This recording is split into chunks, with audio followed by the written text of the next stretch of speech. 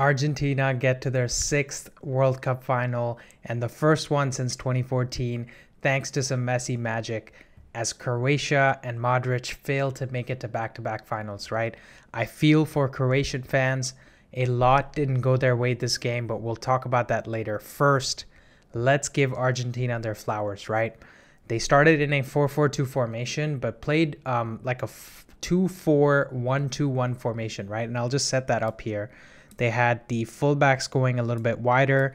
They had Paredes and De Paul playing sort of in line with the fullbacks at CDM. They had McAllister right in front of Paredes and De Paul as a sort of 8. Fernandez and Messi playing as the 2 cams, right? With Alvarez in sort of a center forward, false 9 position. And coming into this game, we talked about how Croatian midfield is going to be the challenge for Argentina, and how Scaloni needs to play an extra midfielder in order to get control of that midfield.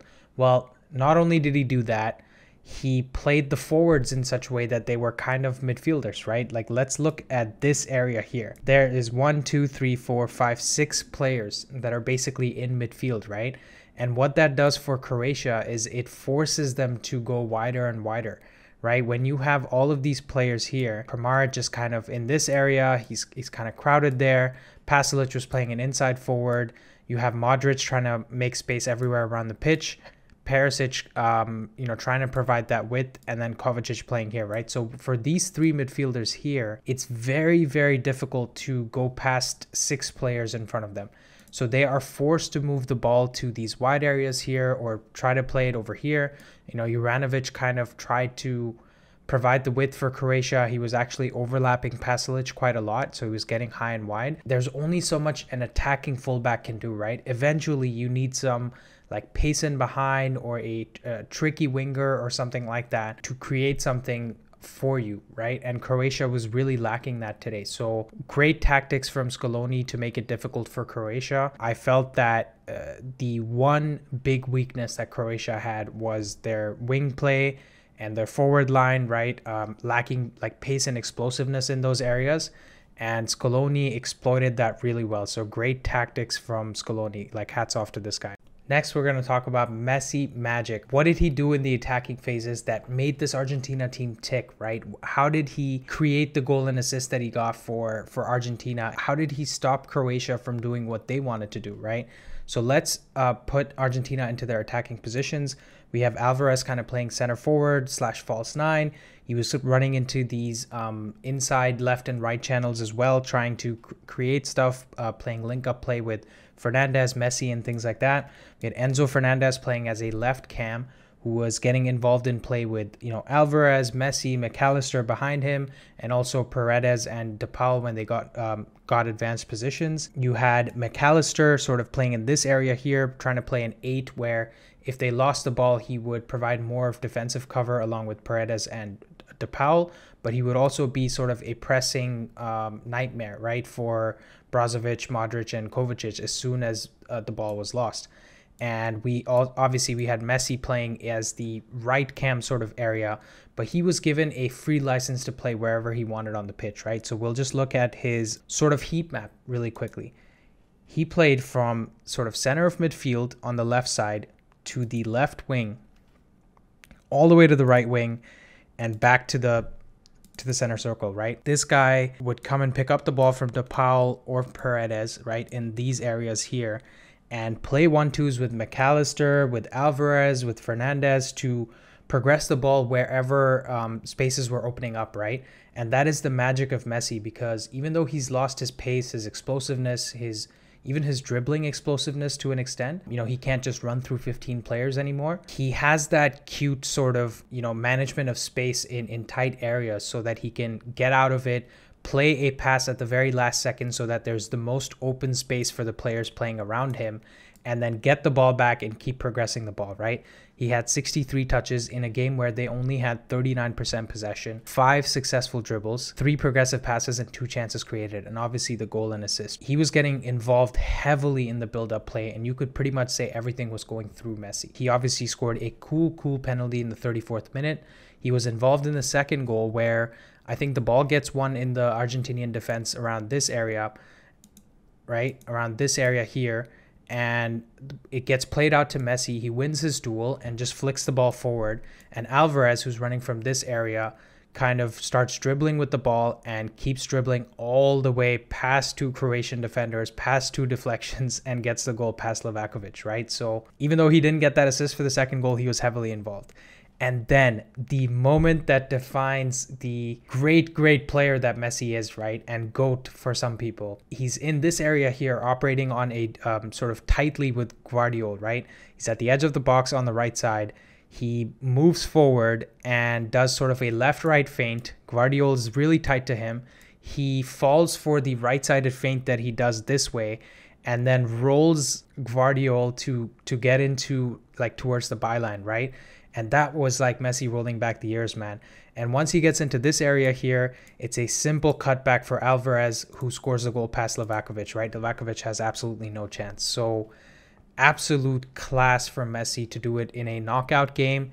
He now has 5 goals and 3 assists. He's the leader in terms of goals and assists combined for this tournament. This is what the greats do in clutch knockout games. And he reminds me of like R9 in 2002, Pele in 1958, and Maradona in 1986, right? If Messi actually manages to win this World Cup, he will finally get the Argentinian critics off his back, right? He will finally be able to breathe in an environment where he's received so much criticism throughout his career, right? For losing in Copa Americas, for losing in 2014 when he gets to the final, for not doing so well in 2010 and 2018. I mean, he's been getting dogs abuse for years and years and years, but finally maybe every single person, every Argentinian fan can just appreciate this guy's magic, right?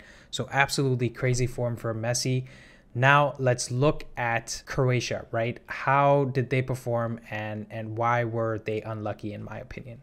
Coming into this game, I was calling for Zlatko Dalic to play Orsic instead of Pasalic to provide a more attacking threat. If you actually watched the first 30 minutes of this game, I was completely wrong because Croatia had massive possession of the ball.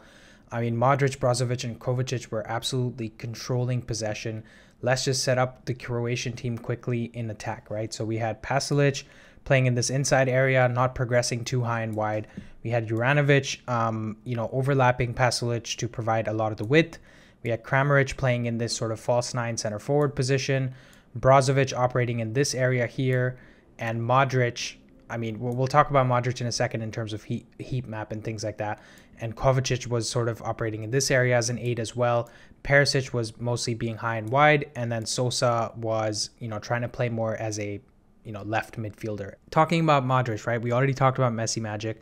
This guy at 37, the things he's able to do, man, is absolutely obscene, right? His heat map was kind of from this area in midfield all the way to the left wing, all the way to the right wing, back to sort of the center mid circle, but also he was playing at left back at times, right? So that was his heat map. I have never seen a superstar midfielder play this well this late into their career, right? Look at anybody you want to, like Scholes, Xavi, Iniesta, anybody.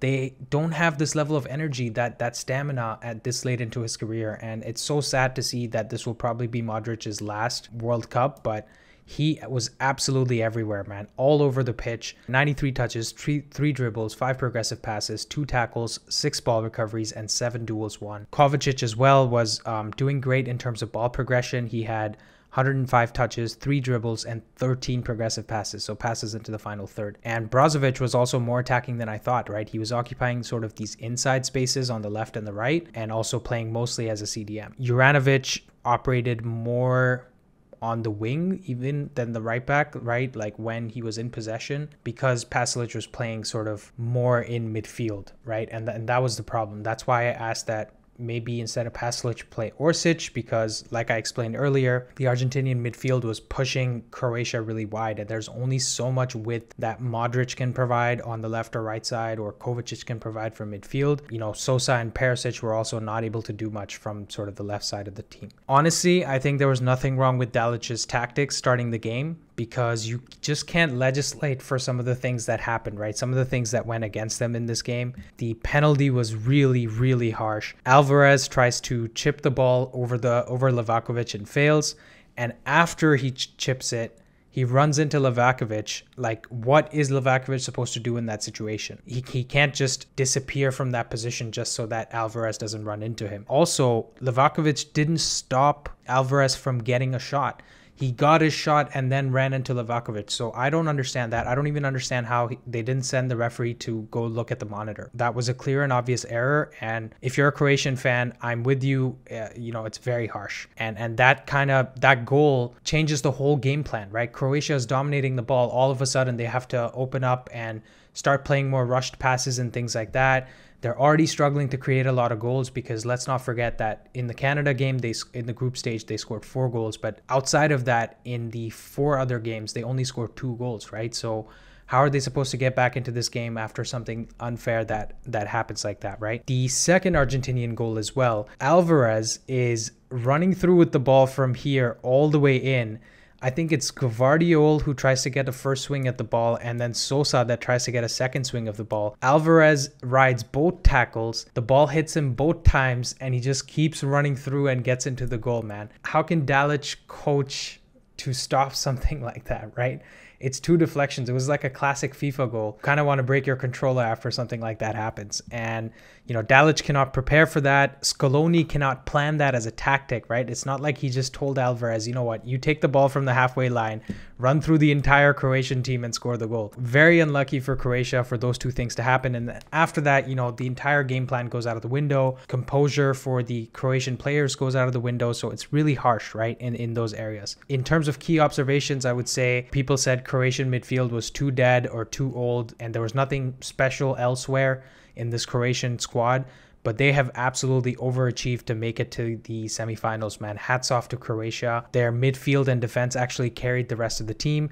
Obviously, Modric, Brozovic, and Kovacic were absolutely insane for this team. In terms of defense, the most surprising ones, man, were Dejan Lovren, Josko Gvardiol, and Josip Juranovic. Like, these 3 guys were absolutely insane, unpredictable, right, that they would be so good. Obviously, Gvardiol is a well-known center back, but how can you expect a 20-year-old center back who plays for Leipzig and is well rated, but to carry his team through 6 games and actually be a rock at the back, right, and not allowing Croatia to concede a lot of goals? So, kudos to these guys. Thank you, Luka Modric, right? It's sad to see him this be probably his last World Cup, but Croatia showed incredible heart.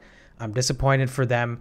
Massive congratulations to Argentina. Like, Messi absolutely deserves it, man. I hope he can go all the way and win. It'll be an incredible story. And he's playing like he wants it, right? And that's the most important thing. Get in the comments. Who do you think was your man of the match? It was Messi for me. Like and subscribe, and I'll see you guys in the next one.